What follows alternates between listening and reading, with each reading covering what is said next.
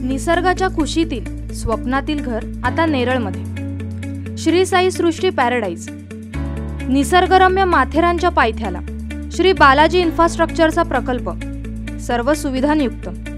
श्री बालाजी सृष्टी paradise. संपर्क अरुण तांबोळी 88 88 91 22 22।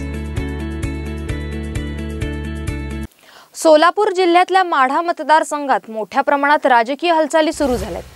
राष्ट्रवादीतून भाजपत उमेदवारीसाठी गेलेले रणजितसिंह मोहिते पाटील यांच्या उमेदवारीला छेद दिला जाणार आहे।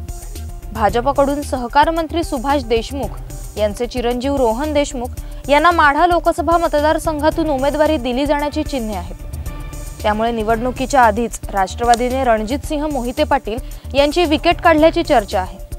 रणजितसिंह मोहिते पाटील यांनी भाजपत प्रवेश केल्यानंतर भाजपचं पारडं जड होताना दिसताच शरद पवारांनी भाजपला धक्का देत माढ्यातून संजय शिंदे यांना राष्ट्रवादीत घेत उमेदवारी घोषित केली।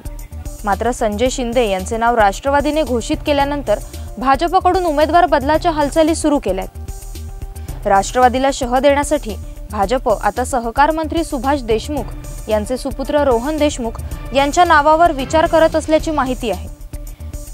त्यामुळे संजय शिंदे यांनी प्रत्यक्ष लढाई आधीच लोकसभेसाठी इच्छुक असणाऱ्या रणजितसिंह यांची विकेट घेतली असल्याची चर्चा आहे।